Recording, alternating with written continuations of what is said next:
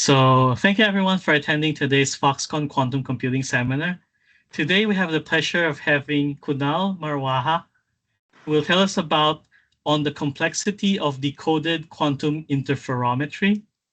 So Kunal is a graduate student at the University of Chicago. He's supervised by Bill Pfefferman, and his research is focused on quantum algorithms and quantum complexity theory. And there's more information about him and his research on his website that we have provided in the bio. He says interesting things there, particularly the one that I saw was about this philosophical sort of things about computer science, what it means to be efficient and what it means to be hard to solve. So I do encourage people to check it out. So Kunal, the floor is yours. Thank you, and thanks for inviting me and listening to me speak. Today I want to talk about a preprint I put up with my advisor, Bill Pfefferman, as well as Andrew Georgiou and Wojciech Havlicek from IBM. The topic is about this algorithm, Decoded Quantum Interferometry, DQI, and it's about a new algorithm that I think offers more promise than previous quantum algorithms for optimization. And I'll tell you about our results and why I think this is the case in this talk. So the motivation here is, why do we think quantum computers are more powerful than classical computers? You know, it's a very broad and very important question in this field. And I think there are many answers. I don't think there's a true answer. You know, there's not one single answer. But some things that come to mind are Shor's algorithm, and the hidden subgroup problem, things like Grover's speedup, the welded trees and other query complexity advantages, and also these sampling algorithms, these sampling from distributions that you cannot create classically. And so underneath all this, we think there are at least two different primitives, two important primitives, something to do with the quantum Fourier transform, and then something about this sampling-based supremacy arguments. And this is where if classical computers could sample, then the polynomial hierarchy collapses. So these are two different reasons. And I want to see where DQI fits in this map of quantum advantage. So I'll first explain how DQI works. But I want to say that at the summary is that I think DQI is acting a lot like Shor's algorithm. And the new idea in this algorithm is this uncomputation through error correction. So if you get nothing else from this talk, I think I want you to focus on this idea of uncomputation through error correction. And I'll give both formal evidence and some more qualitative heuristic evidence to support this. And I'll connect it to the set of polynomials called the Kravchuk polynomials, as well as some interesting topics in coding theory and quantum physics. Okay, so the talk will go is I'll describe how DQI works, and then I will describe the results in our preprint, and then I'll describe just a couple of open directions. And feel free if you have questions to ask in the talk or also at the end. Either is fine with me.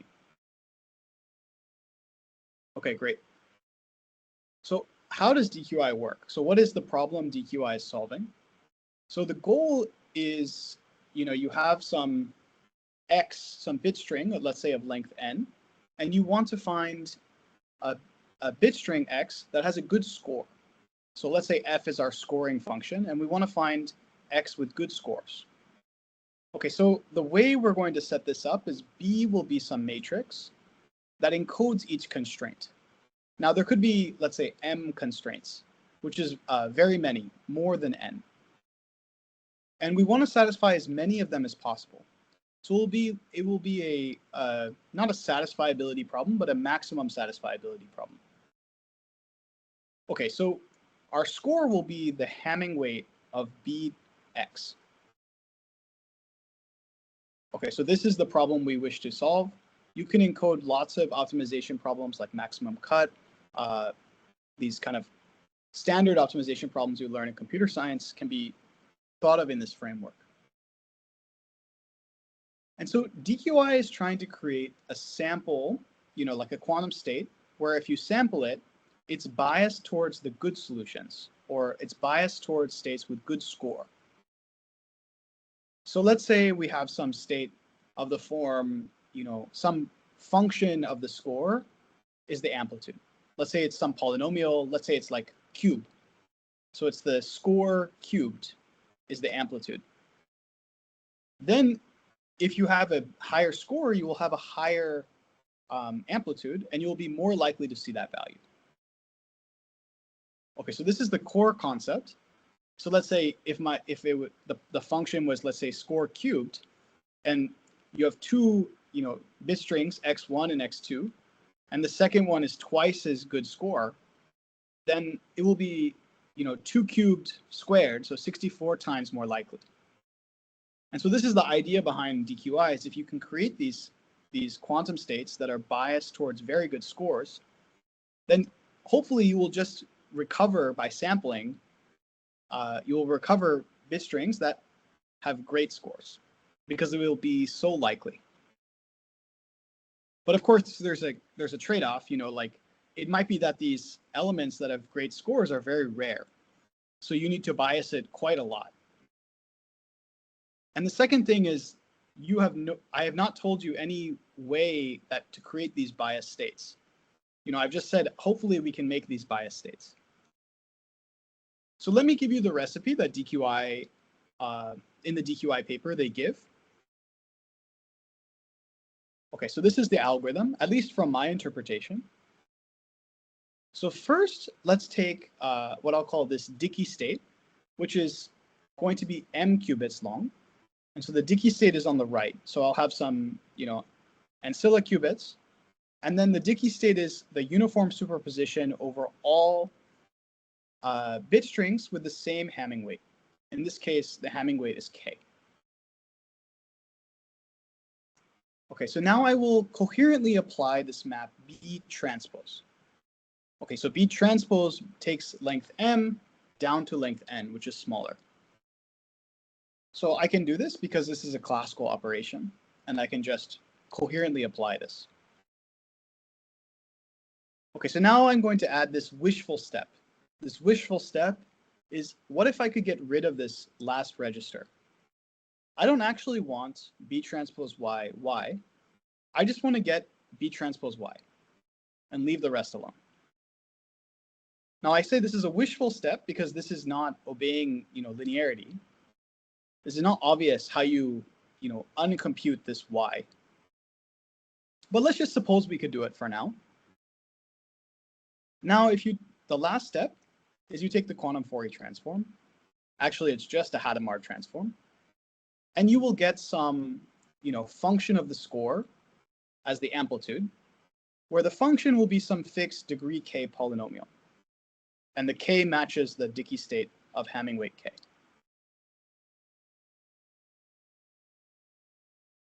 Okay, so this is the setup of DQI, and there's one wishful step, and it's possible only when you can uncompute this map.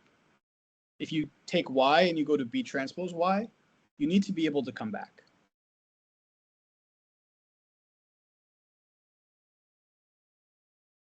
Okay, so how do we come back? In coding theory, this map y to B transpose y is called a syndrome map. So if you have some code, a code is just a set of points. And so let's say the set of points are where B transpose y is the all zeros vector.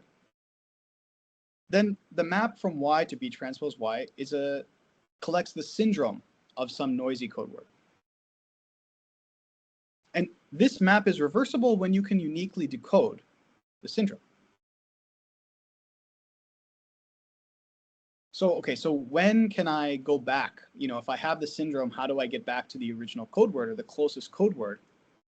Let's say we have a decoder of this code. And so this code C-perp, let's suppose we had a decoder that could decode L errors. It can handle noisy code words of up to L errors. Then we can reverse from y to B transpose y, we can go back as long as y is not corrupted more than L. So as long as the Hamming weight is at most L, we can do this reverse step with the decoder.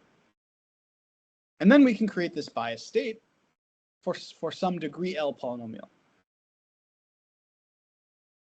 Now, I will say that if the decoder can handle degree 1, 2, 3, 4, all the way up to L errors, then we can take linear combinations to get any degree L polynomial.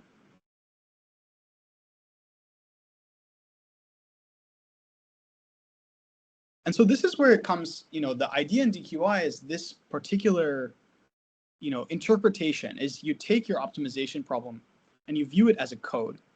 And if you have this, decoder, classically even, then you can plug it into the quantum algorithm and get a bias state towards good solutions.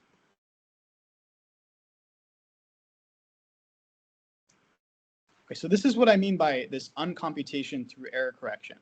Okay, so what is DQI doing? It's taking a quantum algorithm that has one step that should be impossible, but it is possible up to some amount of error. And the way you uncompute is using this error correcting, using this decoder. Okay, so just some quick remarks on the algorithm. So if you can decode L errors, you find X with expected score m/2. That's what you would get from a random guess, plus some improvement, and the improvement depends on L. It's sort of this quadratic. And the code, cperp, is actually built from the constraints themselves. So it's really important. So if you were trying to implement this practically, the success of your decoder is going to depend a lot on the optimization instance you have. And so for some instances, this may do very well, but for others, this is very poor. And it is impossible to decode more than dperp over 2 errors. Let's say where d is that distance of the code. Because once you're beyond d/2, there will be more than one code word close to you. So unique decoding is no longer possible. So there's kind of a natural limit in how well DQI can do. Okay, and then this duality is used in Reges reduction. It's used in the Yamakawa-Zandri problem. And I think people call it the quantum decoding problem. And there are several papers exploring this even before DQI, which I think study this duality, showing that you can reduce, one kind of optimization problem to a decoding problem.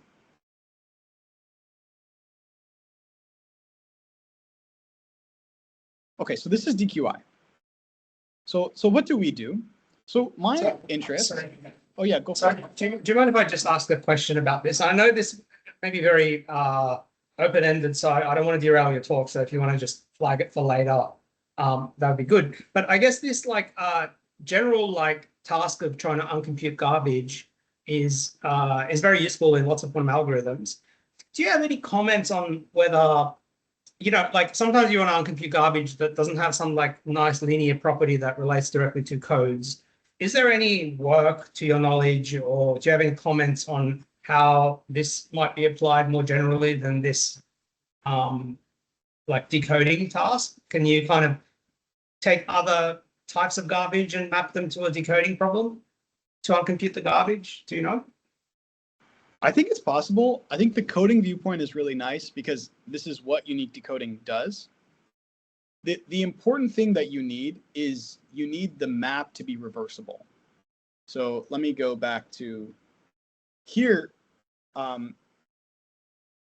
When you do the uncomputation, the problem in this setup is that there are many inputs that could have the same B transpose Y. And so by limiting to low weight errors, you remove this problem as at least information theoretically. And then the second thing you have to do is actually implement the decoder. And it turns out that this exactly maps to what a linear code, like the decoder of a linear code does. So in your setting, in a more general setting, you would need, I would imagine, restricting to a zone where you have an invertible map, and then finding some way to undo the map, which would still be called decoding in coding theory. It just might not be a linear code. So I do think this viewpoint is really nice. It also hints at generalizations of DQI. Okay, thank you. Cool. Yeah.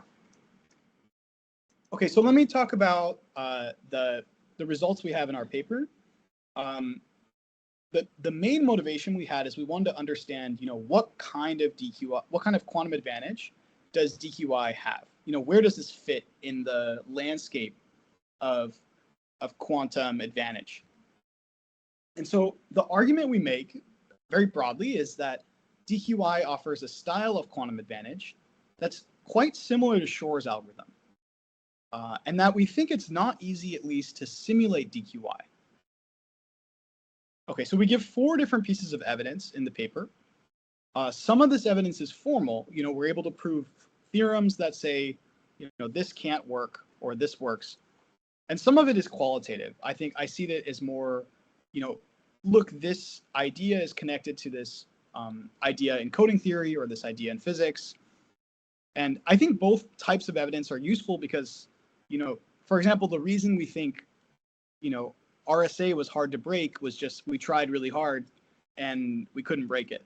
And so we shouldn't be too afraid of at least qualitative and heuristic evidence to say that something is probably hard.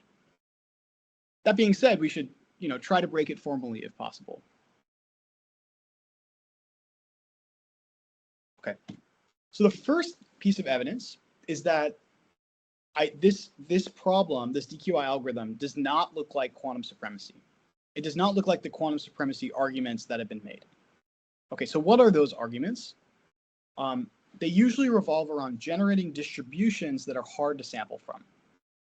So the way the argument goes, which comes from Bremner, Joseph, and Shepard, and probably earlier, is that quantum computers, can generate a distribution where if a classical computer samples it, even approximately, then the polynomial hierarchy collapses.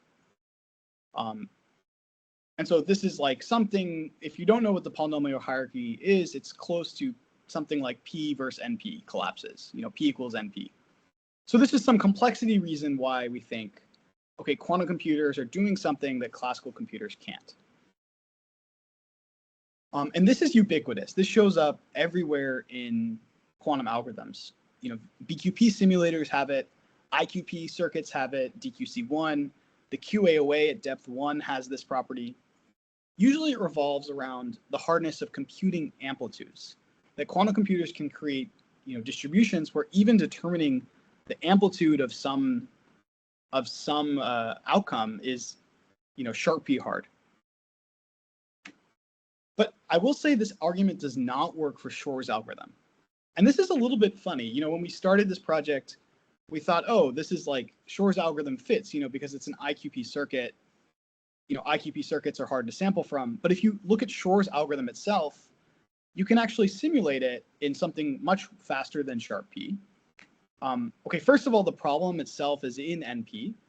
So you could just return the answer with an NP oracle. But actually you can simulate the final measurement outcome in BPP to the NP. And something much weaker than sharp P or PP.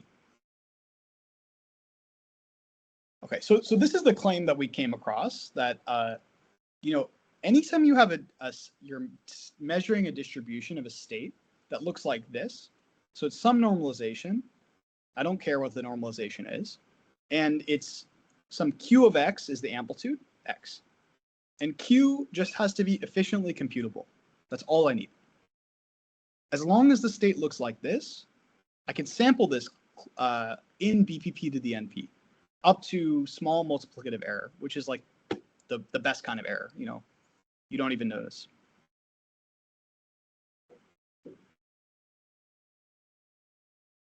Okay, so the proof of this is applying Stockmeyer's theorem carefully, but applying it twice. Once for the normalization, and then once you have the amplitudes.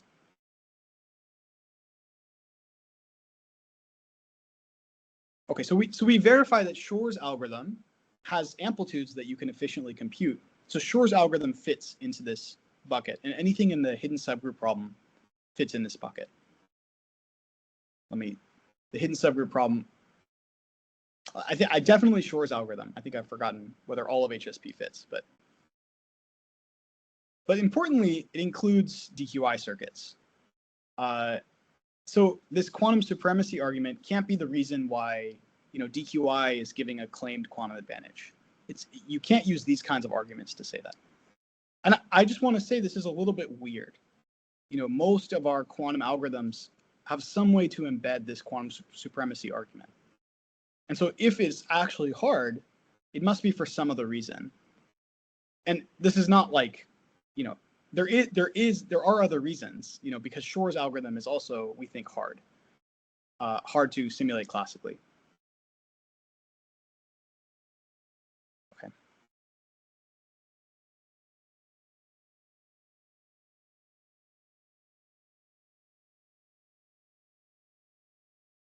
Okay, so this the second piece of evidence that I want to show you is that DQI states are actually concentrated.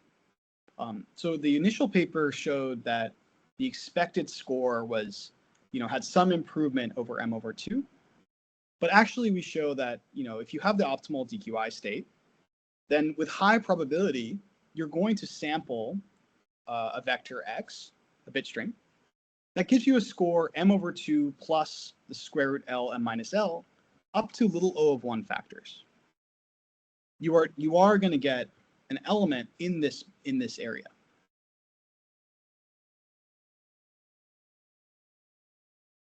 Okay, so this is kind of cool. One way you might think of breaking DQI is maybe this element is actually unique, and maybe you can find it some other way.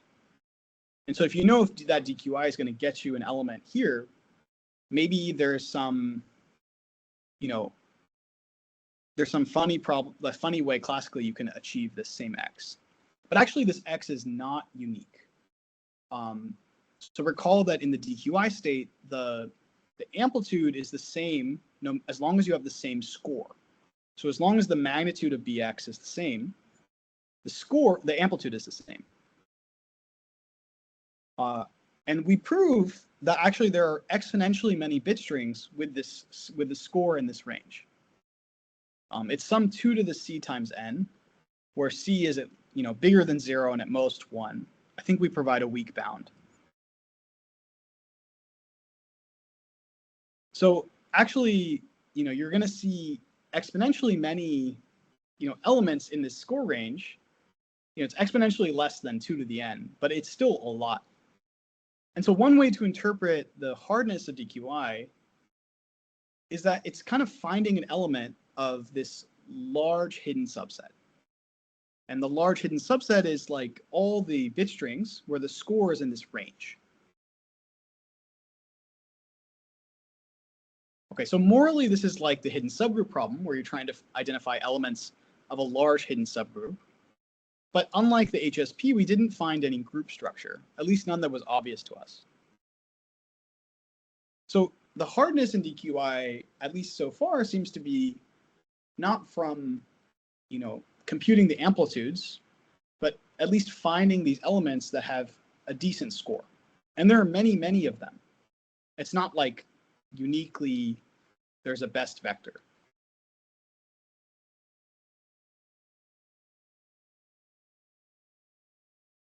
Okay, so this gives you some information about the DQI algorithm, but it doesn't tell you where DQI is obtaining its power.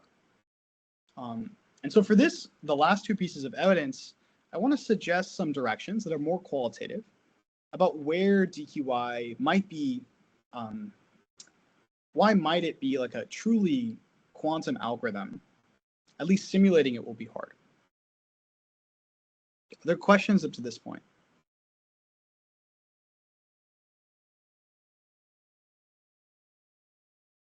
I don't think so. Not yet. Great. Yeah. Okay. Okay. So the third thing I want to say is, the punchline is that DQI coherently implements the MacWilliams identity. Okay. So I'll explain what this title means. So in coding theory, there's a natural trade-off between the rate of a code and the distance of a code. So the rate of a code is, how many points in the space are actually code words, what fraction. And the distance is saying, if you take any two code words, what's the minimum distance between them? The minimum Hamming weight, Hamming distance. And so one fundamental tool that helps you compare the rate and distance is called the MacWilliams identity. This gets used in the first and linear programming bounds and so on, if you're familiar with this area. But what this identity relates is it relates the number of code words, the distribution of Hamming weight in the code C and in the dual code C perp. So you can think about it as, if there's a spectrum, WK is sort of the elements of the spectrum. There's this dual spectrum, WK perp, and they're related by this MacWilliams identity. Okay, so I didn't tell you what a dual code is. So if I have a code that looks like this, where let's say I have inputs X and the code words are B times X, then my dual code is all the elements where B transpose that element is equal to 0. Okay, so you can think about in the first case, you're generating elements from B. And then the second case, B is sort of like your check matrix. The dual code is the null space of B.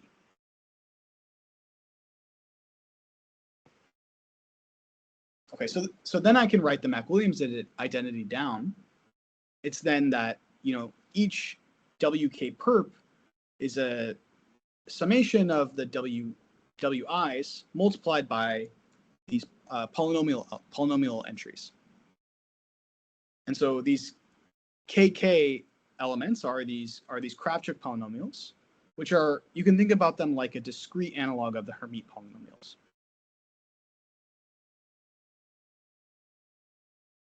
Okay, so it's sort of like a transform. And if you squint, it kind of looks like a Fourier transform. And that's a good intuition because, the punchline of this section is that it is.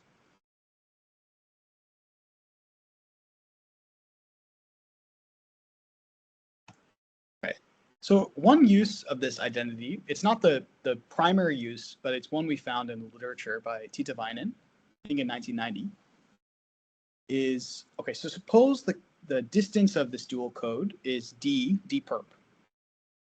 Then for any vector, there's always a code word in the original code such that the distance is at most m over 2 minus some, square root factor. Okay, and I should say that, so what this means is if I know the distance of my dual code, then for any vector v, there always is a code word that's close to b. But we don't know what that code word is or how many there are, or at least at the time of this paper, there was no way to find these code words. And there are many follow-ups to this paper.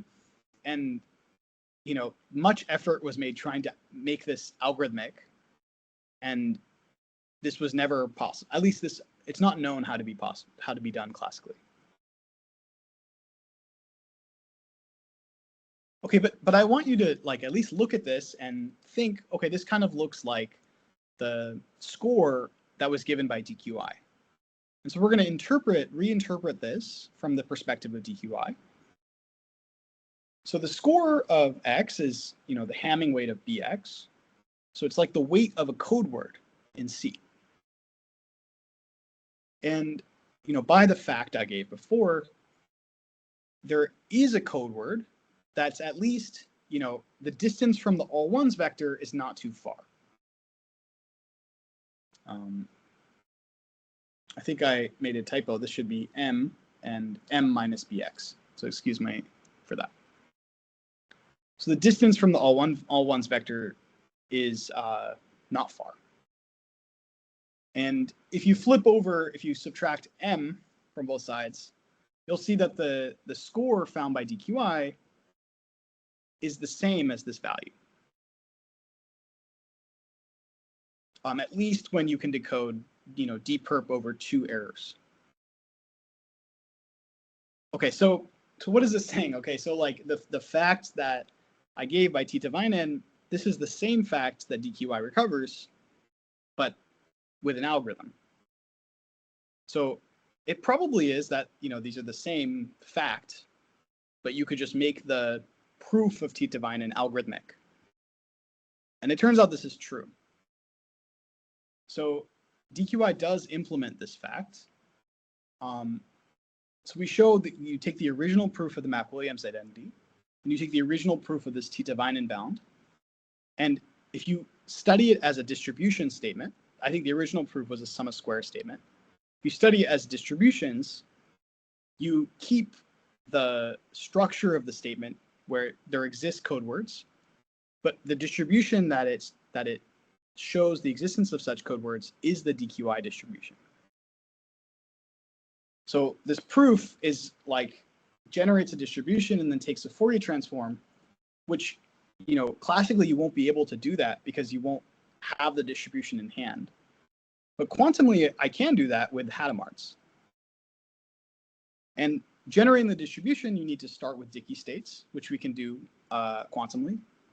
And then you take this Hadamard transform, and you have the DQI state. So these statements are, the DQI statement and the Tita-Vinen statement are the same. You could really view them as the same statement. The difference is that Tita-Vinen's is information theoretic, and DQI is giving you a quantum algorithm. But there is no classical algorithm, at least yet. So using this style of proof, we can get a little bit more. We can say that, the existence of not just one code word, but actually exponentially many code words anywhere in this range. So as long as, it's m over 2 plus or minus this square root improvement, as long as you're within that range, there are exponentially many code words. They're distributed somewhat binomially. And again, I can't classically recover any of these code words, but quantumly you can. You can target anywhere in that range. And I'll just say some speculative things from this point. I think this does hint at maybe like a phase transition at this spot, this m over 2 plus square root d perp over 2, m minus d perp over 2. And also, like, all known proofs, I spent a lot of time reading through all proofs of the MacWilliams identity and the first linear programming bound, and they embed this Fourier transform every time there's some duality, which DQI is taking advantage of by coherently implementing this. And so maybe this is fundamental to like this MacWilliams identity, which would give at least me hope that DQI is doing something truly quantum.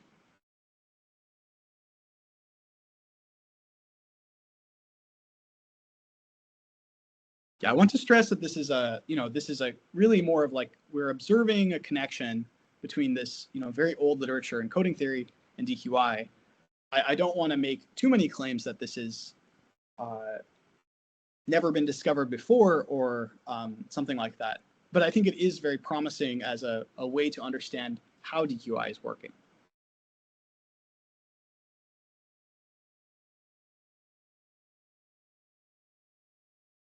Okay, great. The last section is the punchline is DQI can be constructed from a quantum harmonic oscillator. And I'll describe this hopefully in a friendly way. I don't want to scare off anyone who's never worked with a quantum harmonic oscillator. But the punchline is that you can see DQI as naturally arising from implementing this harmonic oscillator in a quantum computer. You put the harmonic oscillator in the quantum computer, you make one transform, like one basis change, and you end up with DQI.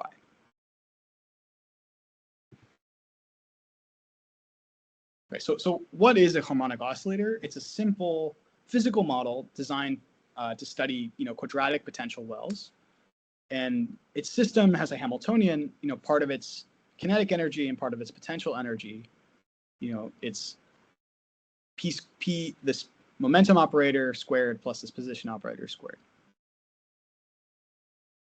Okay, and the reason people like to study it is because it's a good first order approximation to a lot of physics, and it's solvable. So we know everything about the system. We know what its energy eigenvalues are, and we know what its eigenvectors are. Its eigenvectors are these Hermite polynomials with a Gaussian envelope. So it's these Hermites, which are like increasingly, bumpy polynomials, but then there is like a decaying Gaussian that this function is multiplied by. Okay. So what I'm going to do is I'm going to discretize this oscillator. So the harmonic oscillator usually works in continuous space, like let's say the 1D line. So I'm just going to fix m+1 points. I'm only going to allow it to exist on those points. And I'll do it in a way that, like, if you take m large, you take the continuum limit of m, you'll recover the original harmonic oscillator. Okay, so I'll restrict it to m. So that means the energy can't be bigger than something like m. And what's interesting is you can discretize this in an isospectral way. There are several approaches to discretize this. One of them exactly preserves the low energy eigenvalues. There's no approximations. We exactly get half plus k. So you get energies half, 1.5, 2.5, 3.5, 4.5, all the way up to m plus a half. And these new stationary states, instead of being Hermites, they're Kravchuk polynomials. And instead of a Gaussian envelope, there's a binomial envelope. And when we saw this was, sort of exciting because these Kravchuk polynomials yet again are showing up. So what we're going to do is we're going to take this discretized oscillator and we're going to put it on a quantum computer. So here we had m+1 positions. We're going to use m qubits, and we're going to need m+1 orthogonal vectors to describe the position. Okay, there's no reason why I chose a quantum computer. It's m is some, number that's like n or something. It's not that big, so we could have used a classical computer. But bear with me, I'm going to put it in a quantum computer.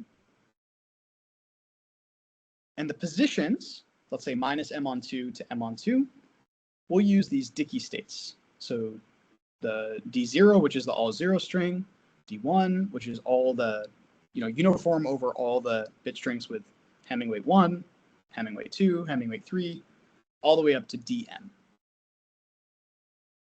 Okay, so this is an orthogonal space. These are just meant to represent my positions. Okay. So now the position operator is sort of like my Hamming weight operator.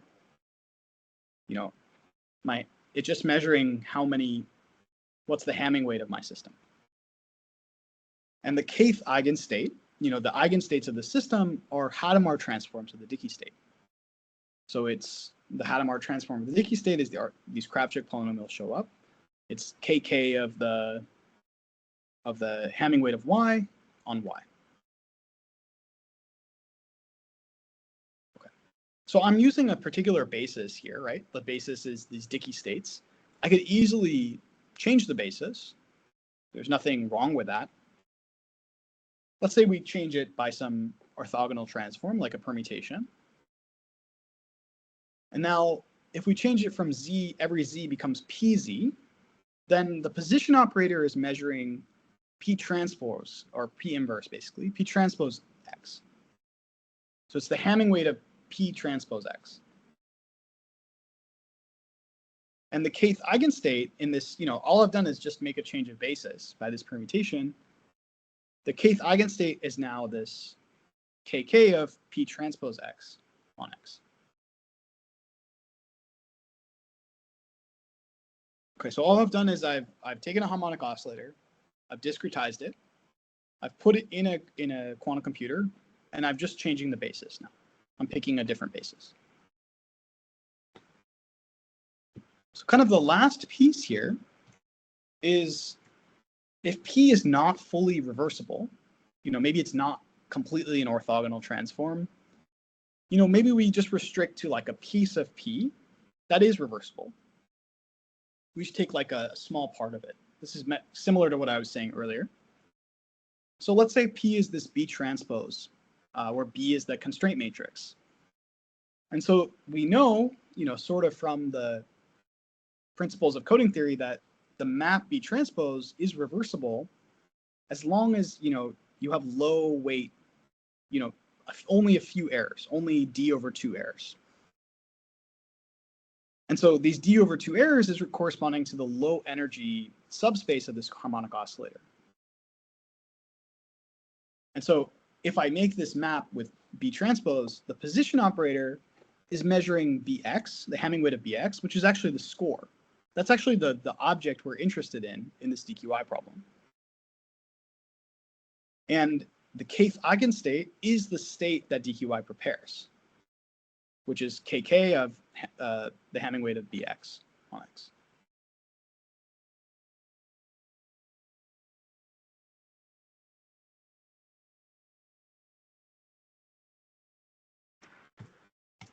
So one way to interpret DQI from this, picture is DQI is preparing states of this harmonic oscillator, but it's twisted, the basis is just twisted by this B transpose map. And so you can view DQI in another way, where we're trying to prepare states with large position. The position is as large as possible. It's shifted out from the center. But there's a maximum allowed energy in the system. We're only allowed to work with eigenstates up to D over 2. And so in a physical picture, it takes more energy to go away from the middle. And you can see DQI is trying to prepare a state in the system that shifts as far away as possible. And so from this viewpoint, the quantum part of DQI is preparing states in this oscillator. I can describe this oscillator to you, and you can write down everything that's going on. But the state itself is actually holding the distribution of bit strings that you care about. So even though classically I can interpret all of this, I need to be able to prepare the state to sample from it and then get bit strings that are good, of large position. And so I think this is where this uncomputing and superposition, this reversing of the map comes from. Like, this is the quantum part of DQI.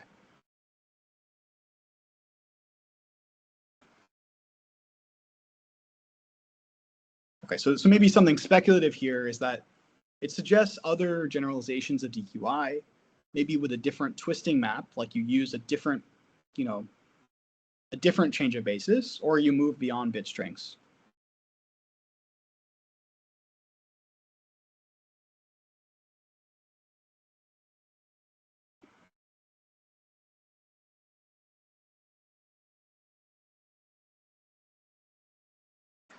Okay, so I'll summarize what I've said, and then I will just touch briefly on some future ideas, and then I'm happy to take any questions. Here, we've tried to explore where the possible quantum advantage of DQI comes from.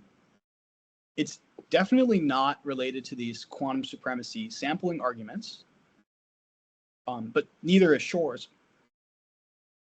It's related to finding elements of a large hidden subset, this exponentially large but exponentially smaller than all the elements, similar to Shor's algorithm, but there's no group structure that we found.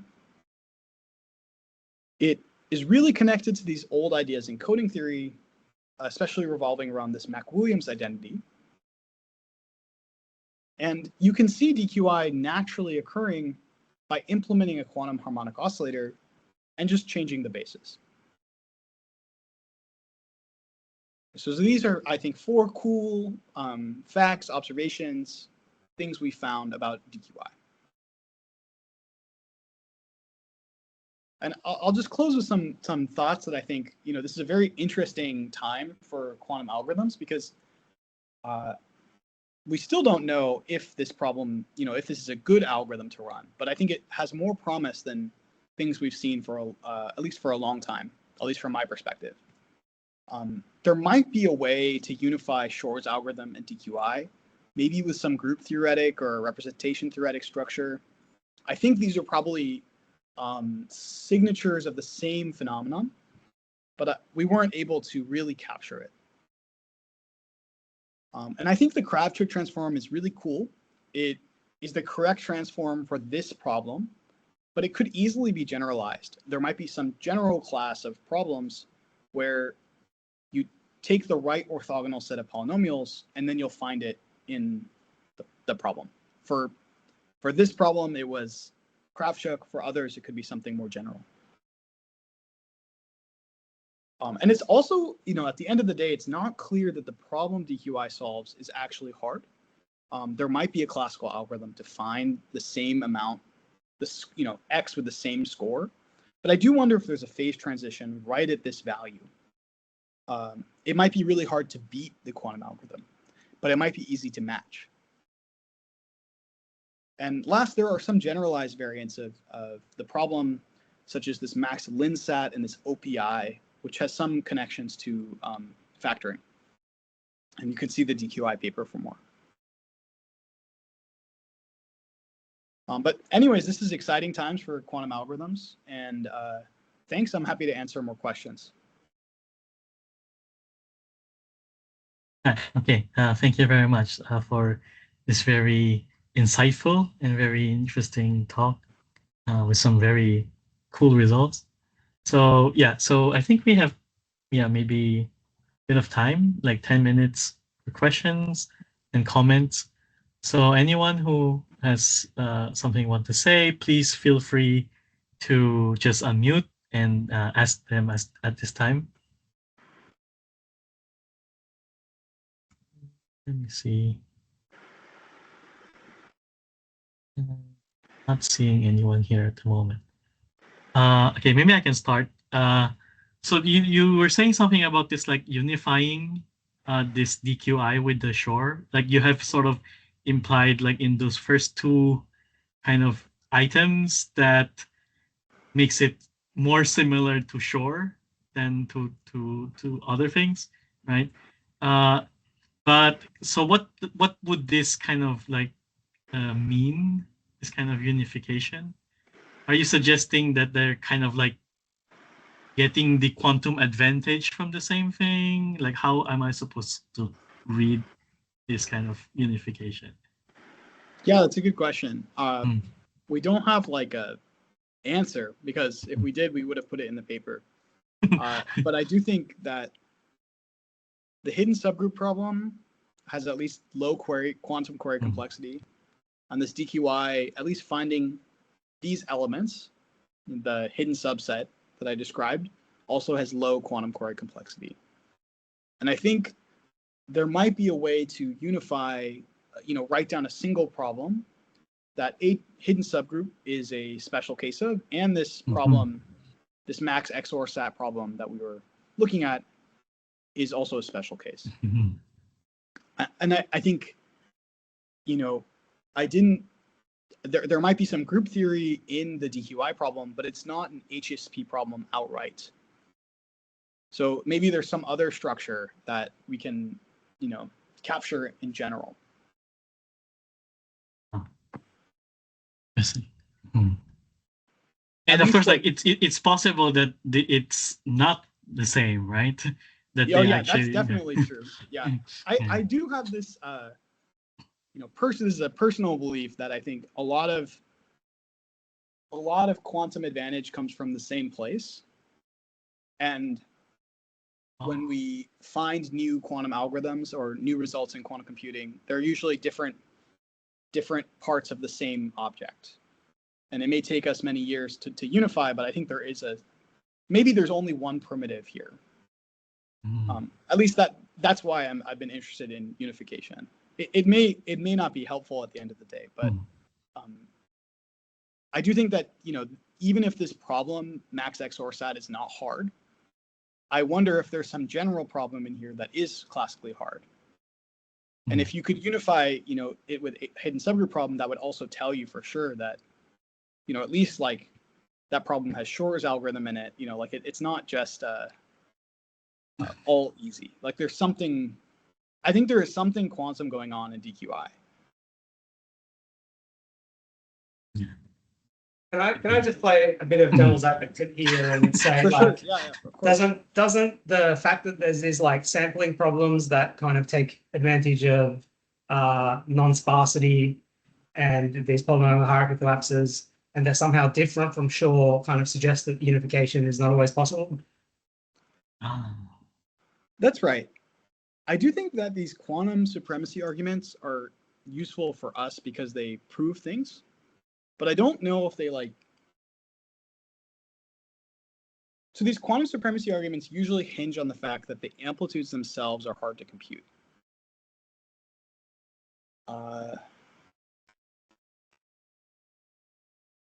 At least personally, I haven't found as much utility in thinking about that as a candidate for quantum advantage, at least for like practical quantum advantage, because these distributions are usually, because you can't even compute the amplitudes, it's hard to know when you even have them. And it's hard to know what you would do with these distributions. Like, you're right that it is different. It is like fundamentally different. But I found it difficult to work with such objects. Like, it seems like we've managed to rig the quantum computer to compute things we weren't able to compute. But it doesn't mean it's like a natural fit for what quantum computers are doing. I don't know if that makes sense. Like, I feel like there is this like, maybe the one true way of how quantum computers run. And I do think it has more to do with Shor's algorithm than this these advantage arguments. But of course, this is like this is controversial, and I think it should be. Like, people should take their own opinions of where quantum advantage comes from, because I think we still don't really have the answer. But of course, I think like your beliefs will kind of influence sort of like how you think about the problem as well, right? So yeah, definitely. Right. Yeah. Okay, let me just see and check. Maybe there's other people who have some comments and suggestions. Taiga? It might be a very stupid question, but this kind of quantum advantage can be verified by classical computer. Oh yeah, that's a great guess so. question. Sorry, I interrupted you. I guess your algorithm can provide classical verification, right? I That's don't know. right. That's right. Yeah. So the goal is to find some bit string X that has a good score, and it is efficient to verify the score. So as long as you give me a bit string X that has a good score, I can just check it, and then I can make sure that, you know, however I got that bit string is up to you. It could be with the quantum algorithm, it could be with NP Oracle. What else? So this puts it in a. I think it's exciting because if it is truly quantum advantage, then it also is classically verifiable. Yeah. I see. I wanted to ask something about earlier you mentioned like because if you think in terms of this decoding, but it's kind of like instance dependent. I think you mentioned something. Mm-hmm. Let's see.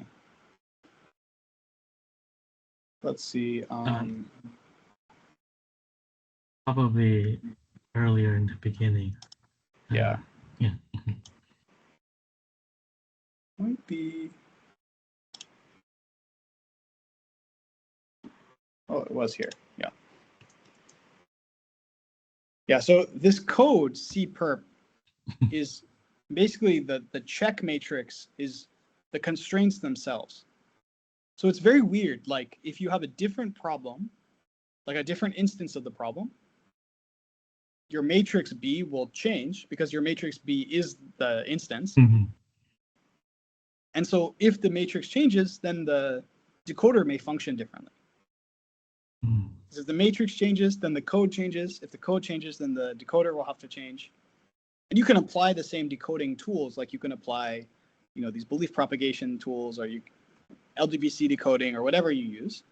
But its success will depend on the instance. Mm. And so one question, you know, that's still unclear is like, if you have a practical problem, how well will this decoder work? In this problem itself, like the DQI inventors, they suggested some problems, and they found that it was hard to even beat belief propagation. Like, what should I say? For various problems they generated, they couldn't actually decode it that well, or the amount they could decode was only so much where they could be beat by classical algorithms. So it's tricky. It's like one other thing you can do for this problem, and that's what led to the other part of the work. They have this generalization called this OPI problem. And here they're using codes that turn into Reed-Solomon codes. And their Reed-Solomon codes have perfect decoding. But if you use Reed-Solomon codes in your setup, the problems are more contrived. It's not so connected to, like, you know, it's over prime fields. It has a different flavor. And so it's hard to tell if those problems are as practical. So there's this trade-off, like for the problems you care about, I'm not sure how well the decoder will work.